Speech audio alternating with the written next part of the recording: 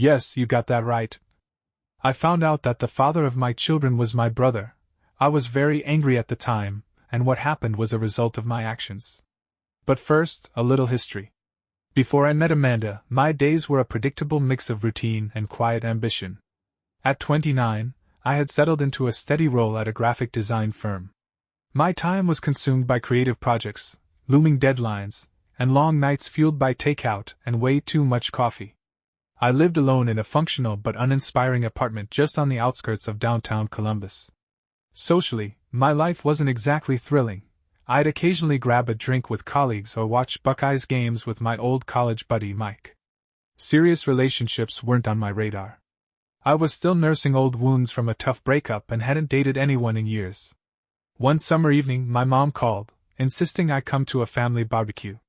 I agreed reluctantly, already bracing for the inevitable round of questions from relatives about why I wasn't married yet. Surprisingly, the event wasn't as bad as I'd expected, thanks to my cousin Rachel. She introduced me to her best friend's sister, Stephanie, a bubbly, outgoing woman who had an energy that was hard to resist. For a moment, I thought she might be the person to pull me out of my post-breakup rut. We dated for a few months, but it eventually fizzled out. Turns out, we were better as friends. Still, that experience sparked something in me. I realized I was ready for something real. Afterward, I put myself out there, diving into the world of dating apps, attending mixers, and even letting my coworkers set me up on a few blind dates. The women I met were all wonderful in their own ways, but the connection I craved wasn't there. After a while, I started pulling back, figuring maybe love just wasn't in the cards for me. But even with all my cynicism, there was this little voice inside telling me something, or someone, was just around the corner. The night I met Amanda didn't stand out at first. I was running errands after work and stopped by the grocery store for the usual essentials: milk, bread, a frozen pizza.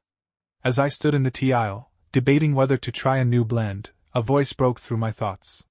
"Excuse me," she said. "Could you help me grab that box up there? I can't quite reach it."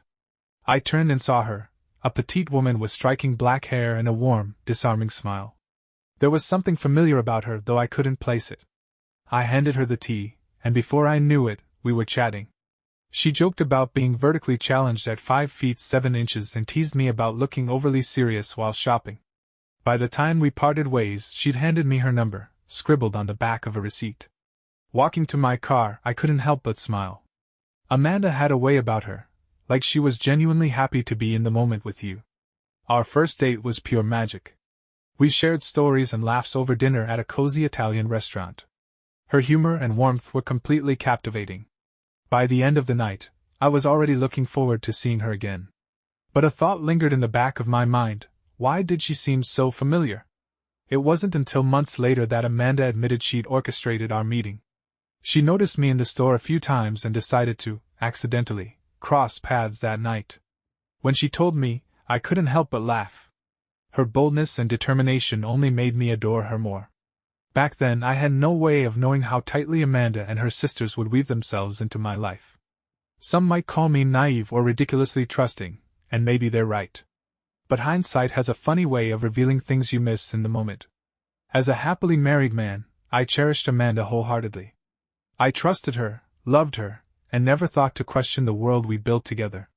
Never in my wildest dreams did I think the woman I cherished for 8 years, someone I shared so many tender moments and beautiful memories with, could hide such selfish deception. Yet there she was, and not just her, her 2 sisters were equally complicit. From the beginning, Amanda's sisters played a central role in her life, and it didn't take long for them to become a part of mine too. Encountering identical triplets was as surreal as it was thrilling. 3 breathtakingly beautiful women, all perfectly alike. When Amanda and I first met at the grocery store, she'd asked me for help grabbing a box of tea from a high shelf.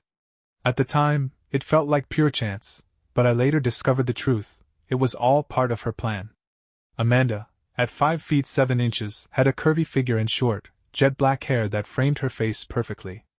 I'm about 6 feet tall, so it made sense she'd ask me for help. What I didn't realize was that she had been watching me from the produce aisle, waiting for just the right moment to make her move. She confessed this to me later, during one of those intimate conversations couples have after they've grown closer. At first, I was flattered by the revelation. Our early dates could have been pulled straight from a rom-com. We dined at cozy little spots, stayed up late talking about everything under the sun, walked hand in hand through the park feeding ducks, and even laughed our way through a terribly cheesy romantic comedy at the movies. As corny as it sounds, I was completely taken. Amanda had a charm that was magnetic. She was wholesome but irresistibly sexy, with a smile that could probably melt the heart of the grumpiest IRS auditor. Meeting her at her apartment for the first time, though, caught me off guard. When I rang the doorbell, it wasn't Amanda who opened the door. Instead, standing before me was someone who looked exactly like her. "Hi, you must be Mark," she said, flashing the same dazzling smile Amanda had. I stammered, confused. "Wait, you're not Amanda." With a laugh, she replied. "Nope, I'm Sarah. Didn't Amanda tell you about us? We're triplets." Still trying to process what I was seeing, I shook my head. Not really. She does that sometimes, just to mess with people," Sarah said, grinning playfully. "Come on in, I'll go get her."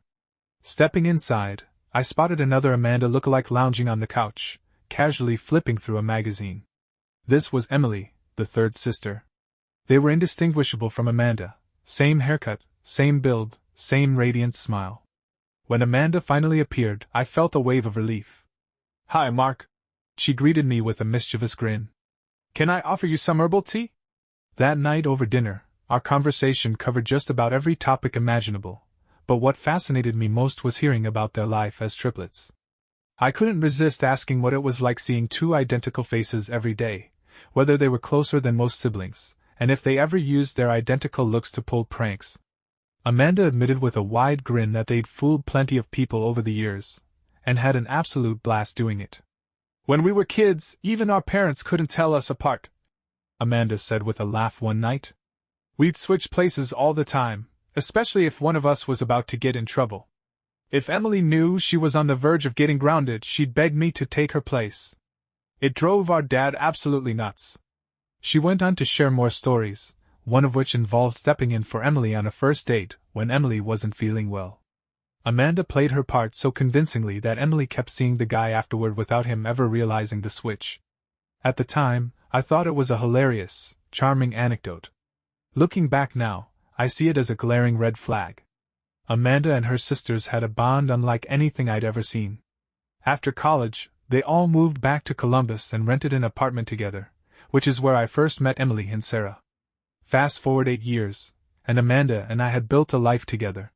We fell deeply in love, got married 2 years into our relationship, and settled into what seemed like the perfect life. I had a great job at a graphic design firm, we owned a cozy 3-bedroom house in a lovely neighborhood just outside downtown, and Amanda's sisters were never far away. Emily married Ted, a quiet and unassuming finance guy, and they moved in right next door. Sarah tied the knot with Arnold, an outgoing bowling alley owner who loved cigars and had a booming laugh. Their house was just behind ours.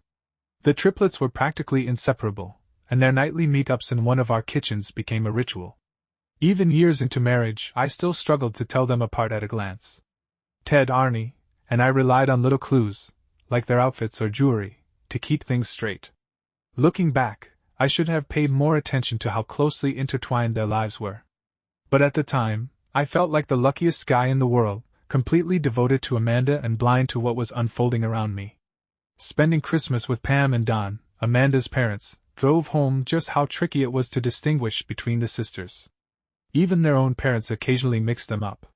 But while they were identical on the outside, their personalities couldn't have been more different. Emily was the reserved one, practical, traditional, and a bit prim. Sarah, on the other hand, was the wild card. She was loud, loved to drink, and had a mischievous streak that could make anyone wonder if she'd ever considered a career in burlesque.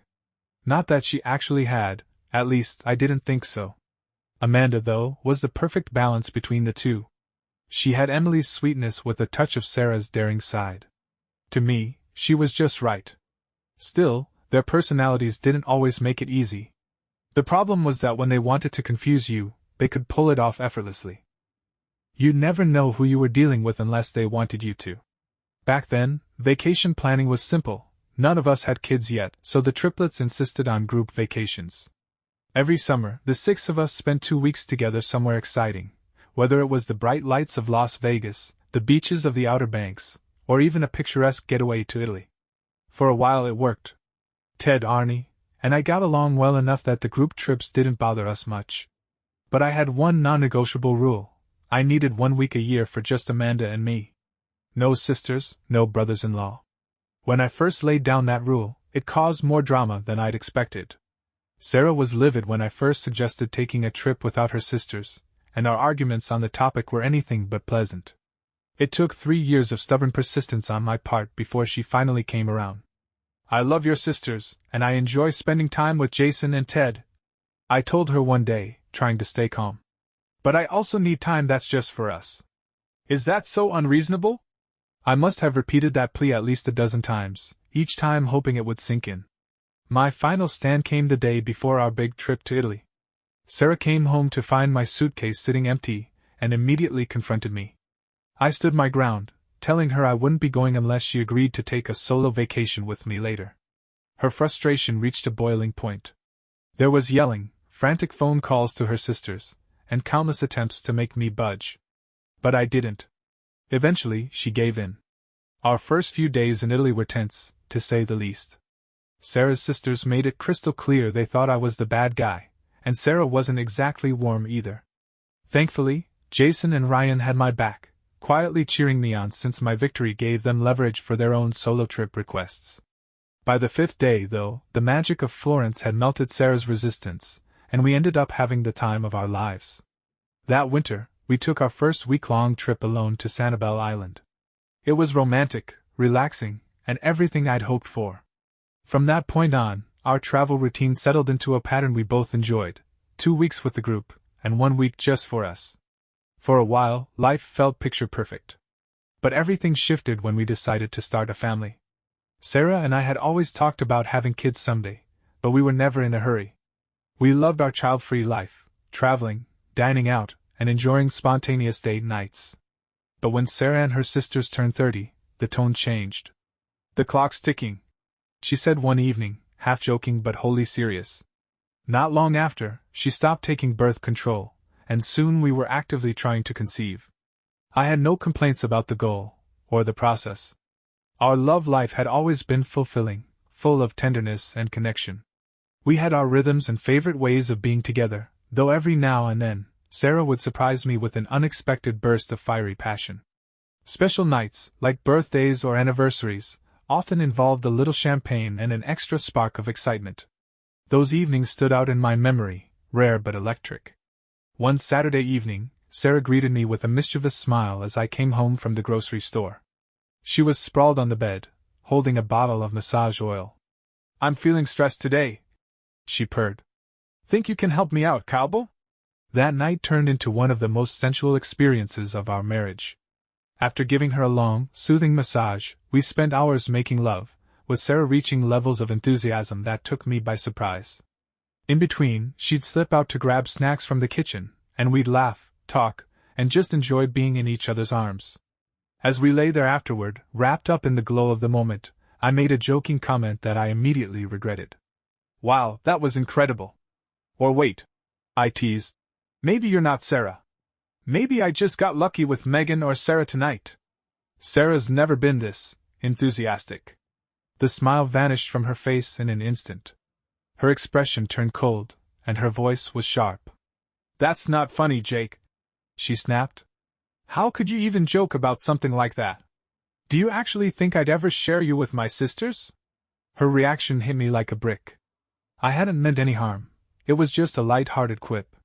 "Sarah, I was only joking," I said quickly, trying to smooth things over. "I'd never actually think that." But the damage was done.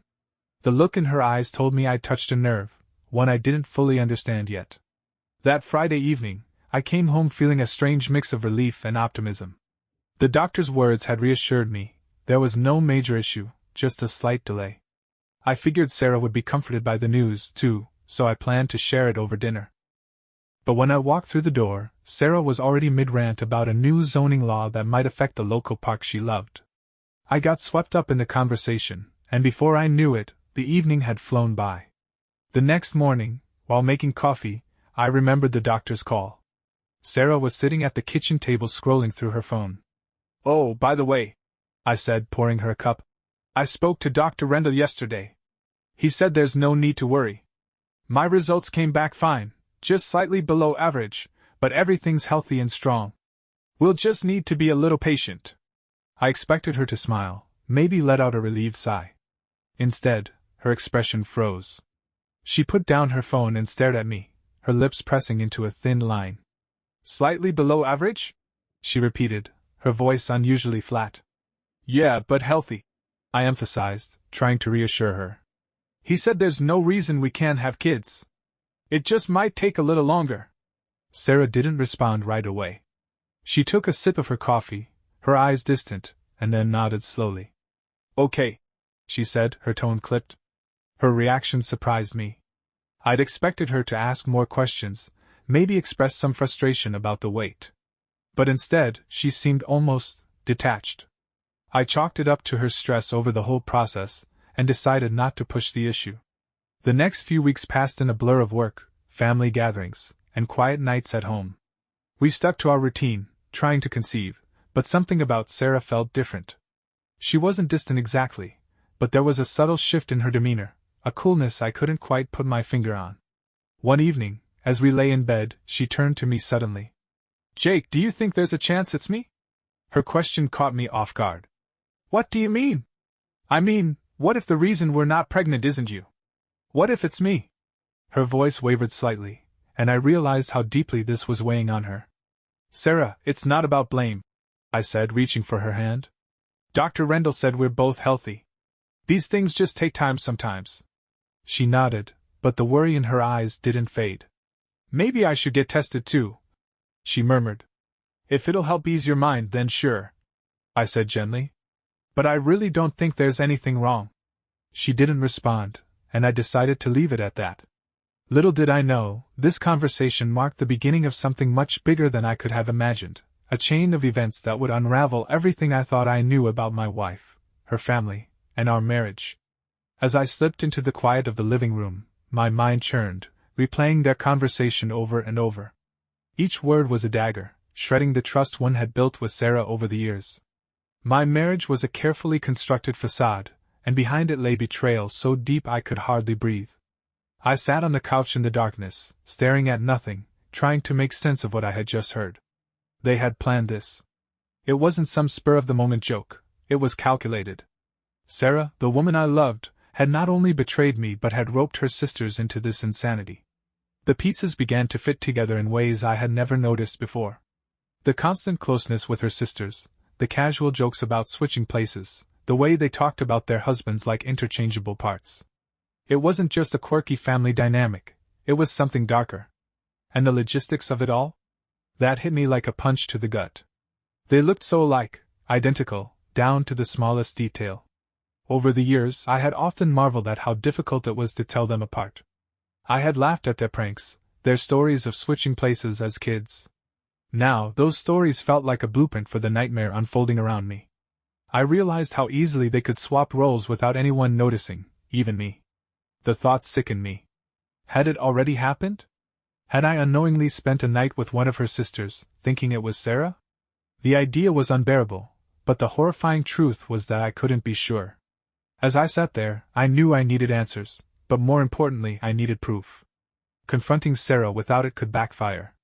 She was smart, quick-witted, and clearly willing to lie to protect herself. If I accused her outright, she'd deny everything, turn it around, make me feel like the bad guy. So, I made a decision. I wasn't going to say anything yet. I would play along, act like the loving husband she thought she could deceive. But behind the scenes, I would find out the truth. I got up and paced the living room, adrenaline coursing through me. My mind raced with plans. Cameras, recordings, DNA tests. I'd do whatever it took to uncover the full extent of their betrayal.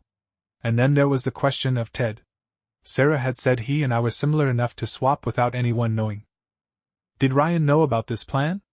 Was he complicit, or was he as much in the dark as I had been? I glanced at the clock. It was nearly 2 a.m., but sleep was out of the question. My life had just imploded, and the only thing I could do now was prepare for the fallout. Returning to bed, I slid under the covers as quietly as I could. Sarah stirred slightly but didn't wake. Lying there beside her, I felt like I was next to a stranger, someone I didn't know and couldn't trust. In the days to come, I'd gather evidence, unravel their schemes, and figure out what to do with the wreckage of my life. But for now, I stared at the ceiling, the weight of betrayal pressing down on me like a suffocating blanket. Jason raised an eyebrow but nodded. "You have my word, Jake. What's going on?" I hesitated, trying to find the right words. "Do you ever feel like... I don't know, like something's off with Sarah and her sisters? I mean, their bond is incredible, but sometimes it feels like they're hiding something." Arnie's smile faltered, and he let out a dry chuckle. "Hiding something? Like what? Recipes? Secrets about their teenage years?" I shook my head. "No, I mean bigger stuff. Things that affect us." His expression grew more serious, and he stopped walking, turning to face me. "Jake, what are you getting at? You're starting to sound paranoid." "Maybe I am," I admitted, keeping my tone even. "But humor me for a second. Have you ever noticed anything strange, like anything about Emily? That doesn't add up? Or times when she seems different?" Arnie's face twisted in confusion. "Different how? Like she's not herself," I said carefully. "I mean, physically they're identical, and they spend so much time together. Have you ever considered that maybe they could—" Wait, Jason interrupted, holding up a hand. His voice was low and guarded now. "Are you suggesting they've been swapping places? Like playing some kind of prank or something?" "It's not just a prank," I said, struggling to keep my voice steady. "I overheard something last night, Arnie. Something that made me think it might go beyond harmless fun. Like they could actually be—" Whoa, Jason cut in, looking around nervously. "Jake, this is crazy. I know the girls are close, sometimes too close, but what you're suggesting? That's insane. There's no way." "I thought the same thing," I said quickly. "But now I'm not so sure. Just answer me this. Have you ever felt like maybe it wasn't Emily in your bed?" Jason stared at me, his face unreadable. For a moment I thought he might laugh it off, tell me I was nuts. But instead, his shoulders sagged, and he let out a long sigh. "I don't know," he admitted, barely above a whisper. "There've been times, only a couple, when something felt off. But I figured it was just me being tired or overthinking." My chest tightened. "Like what? What felt off?" He hesitated, looking conflicted. "Little things. Like how she kisses me, or the way she smells. But I never put much thought into it." "You're telling me you think they've actually been switching? That Emily might not have been Emily?" "That's exactly what I'm saying," I replied grimly. Jason looked down, rubbing the back of his neck. "Jake, this is huge. If you're right, we need proof. Without it, the women will just deny everything and make us look like fools." "I know," I said. "That's why I haven't confronted Sarah yet. I'm working on getting answers, but I needed to know if I'm the only one who's noticed anything." Jason nodded slowly. "You're not. But this changes everything. What's your plan?" I hesitated, debating how much to share. "For now, I'm keeping quiet and gathering evidence. I'll need your help, though. Are you in?" Arnie's eyes hardened, and he gave a single, firm nod. "If they've been playing us, they'll regret it. I'm in." As we turned back toward Ted's house, my mind raced. I wasn't alone in this anymore, and that gave me strength. Together, we'd uncover the truth, no matter what it cost. "If anyone asks, we were just brainstorming about a trip to Greece next summer." Jason chuckled. "Got it?" My lips are sealed. I hesitated for a moment before speaking. "This is a bit embarrassing, but I've got a question about your, relationship with Emily. Sarah and I are intimate once or twice a week, and sometimes I wish it were more. Do you think the sisters are the same?" Jason burst out laughing, giving me a friendly pat on the back. "Oh man, looks like you drew the short straw. Emily and I are pretty much at it every night. We might skip a night if she's on her period or if we're both too tired, but other than that, it's like clockwork." He grinned at me.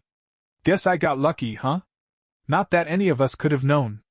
It's not like we sat around comparing notes before getting married." I forced a weak smile, trying to hide the anger bubbling inside me. "Yeah, I guess so. Has it always been that way? I asked. He paused for a moment, thinking. Pretty much. We've got this little routine. Every night, after she comes back from hanging out with her sisters, she walks into the bedroom, gives me this look, and then says, "Well, big boy, how do you want me tonight?" I tell her what I'm in the mood for, and we go from there. It might sound silly, but I'm not complaining. He chuckled again, clearly amused. I nodded, pretending to be disappointed. One more question. Sarah and I used to have these long talks in bed. We'd talk about our relationship, our future, all that stuff. But lately, the bedroom's just for sex and sleep, no more late-night conversations. Is Emily like that too? Yeah, we're the same, Jason replied. I think the girls save the meaningful stuff for earlier in the day. Doesn't bother me, though. By the time we hit the bed, it's all about winding down, or, winding up. He laughed at his own joke, but I barely heard it. My suspicions were growing stronger with every word, and I couldn't ignore how the pieces were falling into place. I kept my face neutral, but inside, I was already thinking about my next move. As we walked back to the house, Jason was talking excitedly about his beloved Cincinnati Bengals, a passion second only to his love for Emily. I gave the occasional, "Oh, really?" or, "That's interesting." But my mind was miles away from football. It felt like I was trapped in a cold, empty place, and beneath it all, I was boiling with anger. I managed to get through the entire afternoon and evening without letting my emotions show. People noticed I seemed withdrawn, but I kept it together, determined to make it through the day. After we left Ryan and Megan's house, I even took Sarah out for Indian food, her favorite, and spent the night pretending to be the cheerful, devoted husband. Around 10 p.m., Sarah joined her sisters for their usual late-night hangout. When she came back and we started getting ready for bed, I casually walked up behind her and ran my fingers over her shoulders and back, searching for the ink mark I'd placed the night before. It wasn't there. All right, I thought to myself, grimly. The game's up. Whoever you are, it's time for you and your sisters to face the consequences. I kept my tone light as I asked, "Hey, honey, how's that scratch on your leg?" "Let me see." She froze for just a second before responding cautiously. "Scratch? What scratch?" I acted surprised. "The one you got yesterday after dinner when you bumped into the dishwasher door. Don't you remember?" "Oh, right, this?" she said, trying to sound casual, glancing down at her leg. "It's completely fine now. Barely a mark left." "Yeah, I guess you're right," I said, pretending to inspect her leg. "Wow, it healed fast. Yesterday, it looked pretty bad." I stood up and caught the slightest sigh of relief from her, as she turned away. I headed to the bathroom to brush my teeth, smiling to myself. There was no scratch, and her reaction confirmed what I'd already suspected. This wasn't Sarah. A few minutes later, I was lying in bed when she came out of the bathroom. "Hey, honey," I said casually. "Let's pick up where we left off last night. That was incredible." She hesitated, her expression unsure. "What do you mean?" "You know," I said with a playful grin. "Last night you came downstairs with that sparkle in your eye and said, 'So, big boy, how do you want me tonight?' Then you pushed me onto the bed and, well, you remember. You were wild. It was unforgettable." Her face froze for a moment, then she forced a smile. "Of course I remember," she said, trying to sound convincing. "But I don't think I'm up for anything that energetic tonight." I nodded sympathetically, keeping my calm. "That's fine. We can take things slow and easy," she said softly. "But tell me those things you said last night. I loved hearing them." She slid into bed, pulling me into an embrace and hiding her face against my chest. "Sure, baby," she murmured. "Whatever you want. What did you like the most?" I chuckled lightly. "Oh, everything you said while we were in the middle of it." As we began to touch and kiss, I couldn't help but notice how different she seemed. Despite my efforts, she wasn't responding the way Sarah normally did. Her body was stiff, and her reactions were hesitant. Finally, I pulled back and asked innocently, "Are you okay, sweetheart? You don't seem like yourself tonight." She gave me a tight smile. "Sorry, Jake. I think it's the spicy food. It's upsetting my stomach. Let's keep it simple tonight, okay?" I nodded, trying to stay calm. "Of course, Sarah. We can take it easy. Let's just keep it soft and loving." What followed was an ordinary, routine kind of sex. Nothing passionate, nothing special, just the polite kind of closeness that often settles into long-term marriages. But as we lay there afterward, I couldn't shake the feeling that I was in bed with a stranger. The next day, Sunday, everything started to fall apart. We had brunch reservations at Trentino's, a favorite downtown spot, before heading to Jason, Sarah, and Emily's house for the afternoon. While we ate eggs Benedict and Belgian waffles, I made sure Sarah didn't get the chance to slip away and warn her sisters. I knew she was furious, probably blaming whoever had been in my bed on Friday for not giving her the details she expected. It didn't take long for the tension to surface. Not even 10 seconds after the waiter took our drink orders, Sarah turned to Emily with a sharp look and said, "Emily, I need to use the restroom. Can you join me?" The two of them disappeared, Sarah looking irritated, and Emily confused. When they came back, both seemed pale and unsettled. They fumbled with their drinks, and it was clear they couldn't follow the conversation. Occasionally, they exchanged uneasy glances when they thought no one was paying attention. Megan, who had been unaware of the tension, soon picked up on it. She wasn't sure what was going on, but she could tell something was off. A few minutes later, she leaned over to Emily and said, "Honey, my contact lens is bothering me. Can you come help me adjust it?" When they returned, all three sisters looked visibly anxious. They avoided eye contact with me and barely contributed to the conversation. Their unease continued throughout the day, and I found it strangely satisfying. While the men watched the Bengals game, the sisters retreated to the back of the house. For hours, we didn't hear a peep from them. By the time we were getting ready to leave, Emily and Megan could barely look me in the eye as they said their goodbyes. It was obvious my little experiment had worked. Whatever game they were playing, they were now scrambling to figure out just how much I knew, and how far I was willing to go with it. Dinner that night was awkward and silent. I made an effort to keep things normal, telling amusing stories about work and chatting about our vacation plans for the year. Sarah, however, could barely muster a weak smile and only responded with short, clipped answers. The fear was clear in her.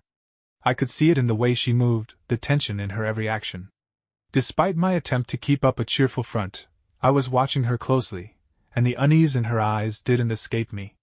Around 9:15 p.m., Sarah spoke up, her voice tentative. "Honey, I think I'll go see Emily for a little while, okay?" "Sure," I replied casually.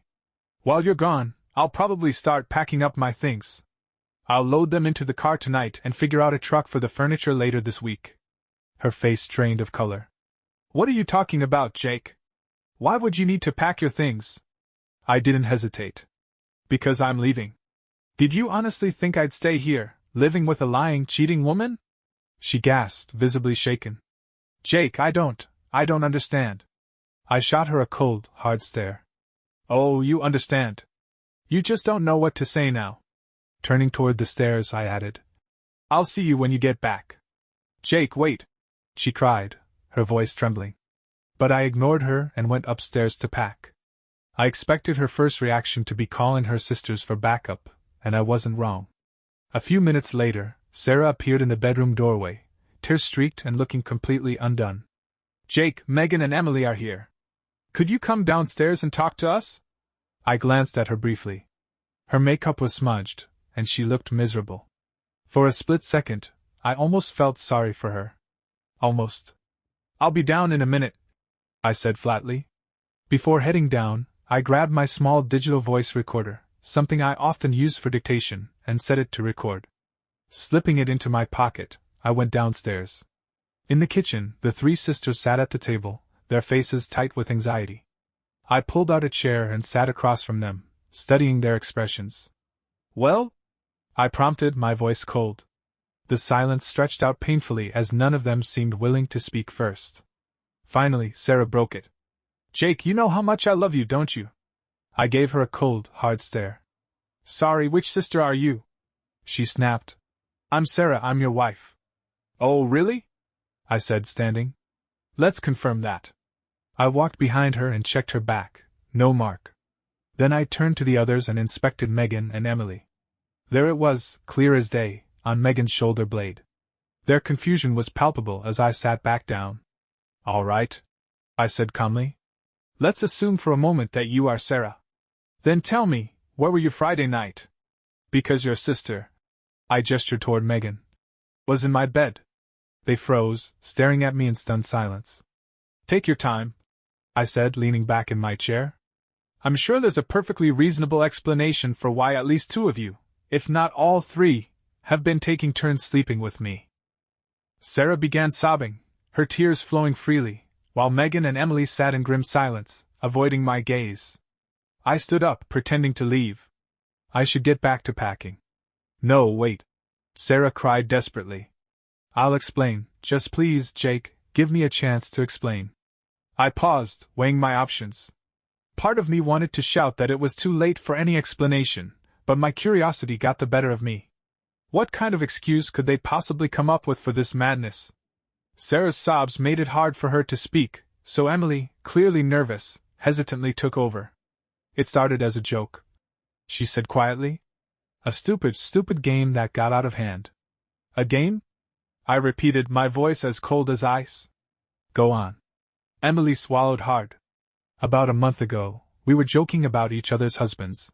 What we liked, what we didn't. The conversation turned to, sex. One thing led to another, and someone joked about switching partners. It was supposed to be just talk, but then. She paused, glancing nervously at her sisters before continuing. On Friday night, we decided to actually go through with it. We swapped clothes in the kitchen, and then we went to each other's houses. I was with Ted, Megan was with you, and Sarah was with Arnie.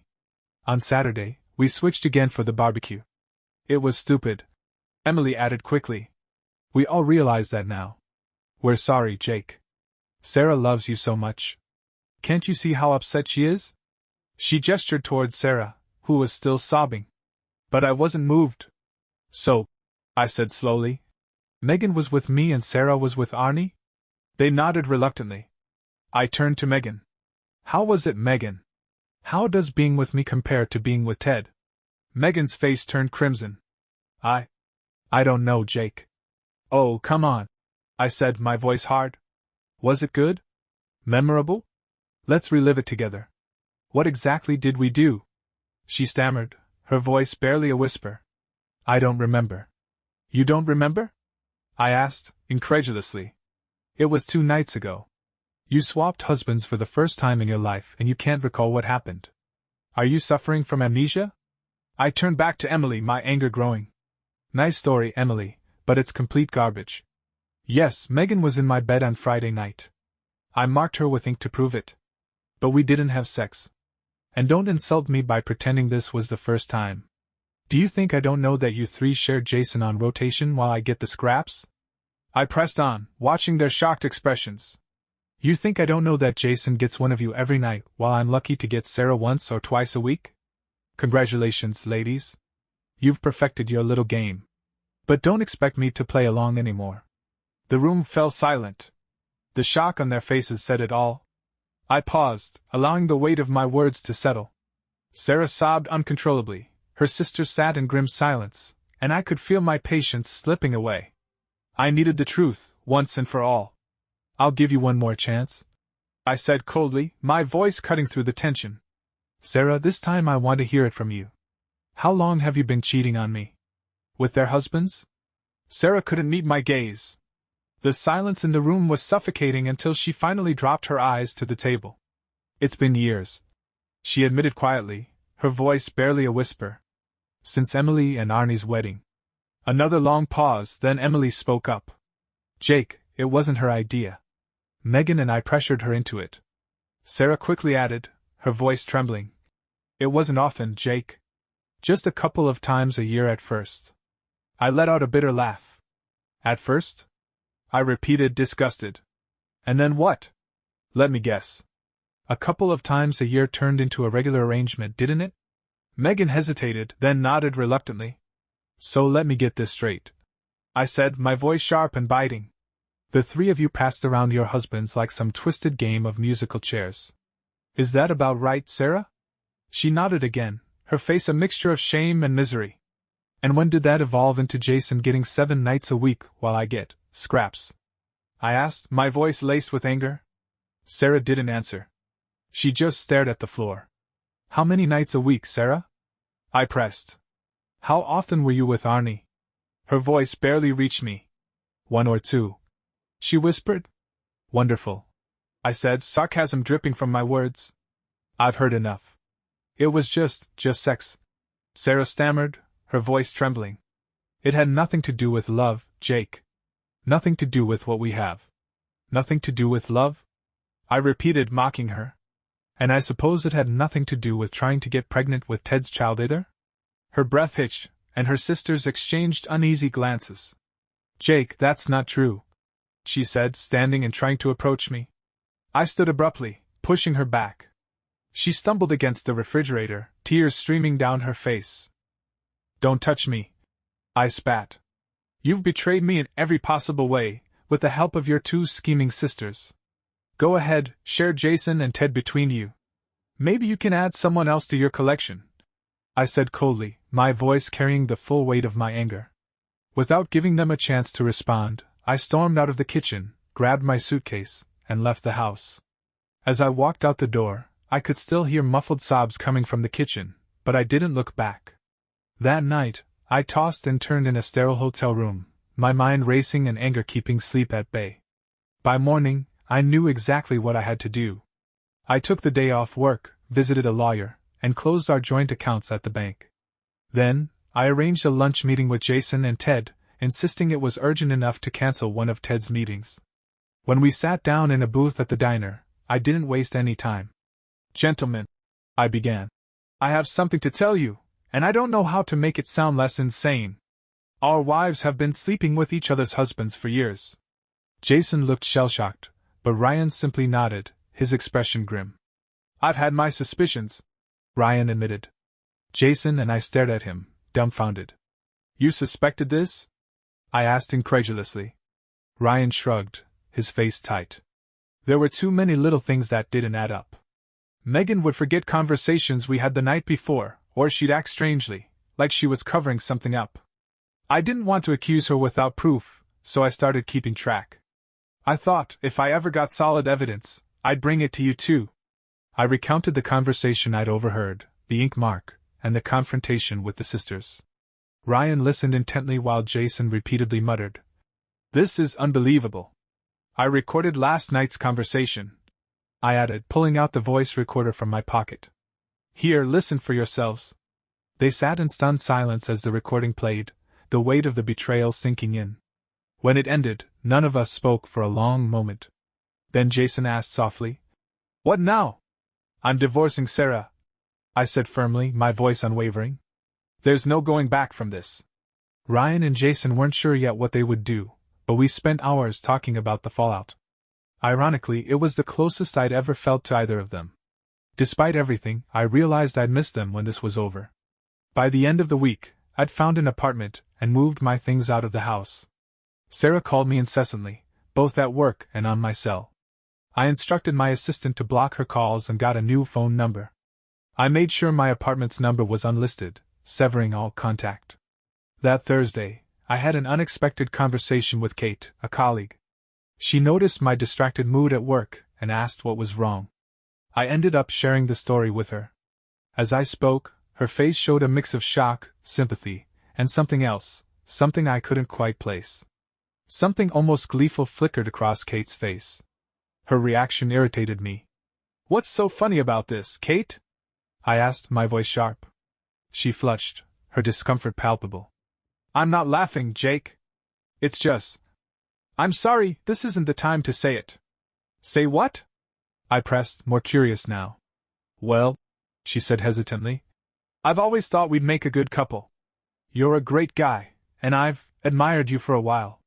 Her words left me speechless. Kate, beautiful, funny, and kind, was someone I'd always known had an allure, but it had never fully crossed my mind because of my love for Sarah. Now, though, the idea seemed worth considering. We talked more that day, careful not to let anyone at the office notice. By the time we parted, I knew I was seeing Kate in a completely different light. Through my lawyer, Sarah begged for a chance to meet with me and explain everything. I was certain she couldn't say anything to change my mind, but I agreed to meet her anyway, just to hear what she had to say. My instincts were right.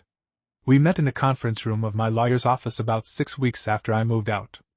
I arrived first, sitting and waiting as she walked in.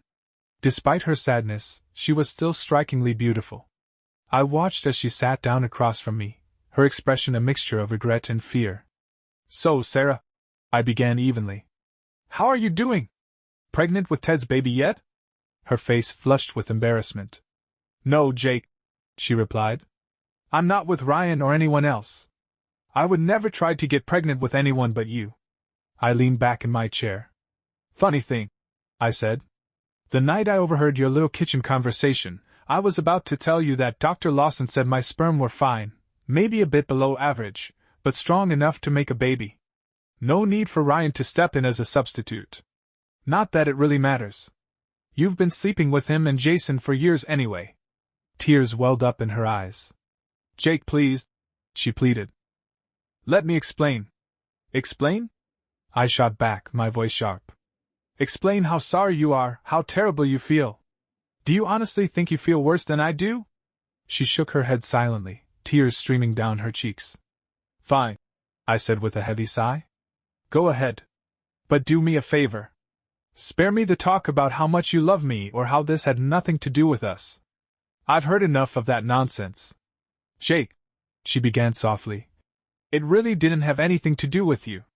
It was, I don't know, a stupid, crazy thing Emily, Megan, and I started. It's always been our thing since high school. A game. It wasn't supposed to hurt anyone." "A game?" I asked, incredulous. "So you've done this with all your boyfriends?" She hesitated before nodding. "Almost all of them. My sisters and I were always so close, and sharing everything, clothes, gossip, even boyfriends, felt natural. It brought us closer." I stayed quiet, letting her continue.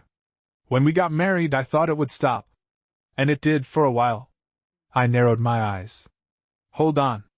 Did your sister sleep with me while we were dating?" She blushed deeply. "Yes, 2 or 3 times. I didn't want to, especially when I realized how serious we were getting, but it had always been our way. They pushed me into it." "Well," I said bitterly, "I guess I passed the test considering you married me." She didn't respond. "Sarah," I continued, my voice rising, "you don't get it, do you? You used me. You and your sisters turned me into a toy for your amusement." "And for what? Because Jason was better in bed? Did you ever stop to think about how any of this might make me feel?" Her lips trembled. "Jake, I know it was awful, but you need to understand. You've slept with all 3 of us too." "But I didn't know that, you idiot!" I snapped. "Don't you get it? Even if we had agreed to some kind of partner-swapping arrangement, which I never would have, I would at least have been aware. I would have experienced the thrill of something new. But I didn't know. For me, it was always you," I said, my voice cold but firm. "Not anyone else. Just the woman I loved more than anything." I stood abruptly and began pacing the room. "Here's the truth, Sarah. I was your husband. You should have put me first. Our marriage should have been your priority. But it wasn't. You chose your sisters over me. You chose sex with Jason over me. You even planned to have Ted's baby without telling me. And now you can have them. But you'll never have me again. I'm done." She broke into sobs as I made my way to the door. "Jake, please," she cried, her voice desperate. "I don't need my sisters. I need you." I stopped, turning to face her one last time. "That's convenient," I said, my tone as cold as ice. "After all these years, you finally decided to pick me. But here's the thing, it's no longer your choice. It's mine. And I choose to live without the woman who lied to me, betrayed me, and made me a fool for years. Have a nice life." Her wails echoed in the room as I walked out. Strangely, as I left, I felt a sense of clarity. Life suddenly seemed a little lighter. A few weeks later, Kate and I started seeing each other. After our 3rd date, I realized something I hadn't expected.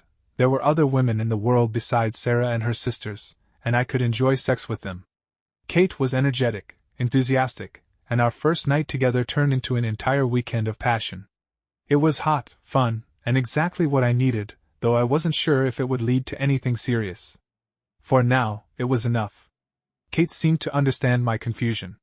She didn't push for anything more, giving me the space I needed. I appreciated that more than I could say. Jason decided to stay with Emily, which didn't surprise me. He was their favorite, after all, and the revelations didn't hit him as hard as they did Ryan and me. Still, he made it clear to Emily that he was in charge now. She had to grow her hair long so she could never switch with her sisters again without his permission, and he warned her that if she betrayed him again, she'd be out on the street with nothing. Ted, on the other hand, hit Megan where it hurt most. He got a job offer in Chicago and told her, "I'm moving in 3 weeks. You can come with me and we can try counseling, or you can stay here with your sisters. It's up to you." Megan was torn. She couldn't bear to lose Ted, but she also couldn't imagine life without her sisters. I didn't care which she chose. In my mind, they all deserved what they got. Good riddance to the three of them. After leaving Sarah and the tangled web of betrayal behind, I found myself grappling with the wreckage of my life. Despite the clarity of my decision, the days that followed were heavy with anger, sorrow, and an overwhelming sense of loss. It wasn't just Sarah I had left behind, it was the future I had clung to for nearly a decade. The love we shared, the plans we made, the life we built together, now reduced to ashes, swept away by her deceit. At first, I threw myself into work. My graphic design firm became a refuge, a space where the hum of creativity drowned out the echoes of Sarah's sobbing pleas. I took on additional projects, stayed late at the office, not because I had to, but to avoid the deafening silence of my empty apartment.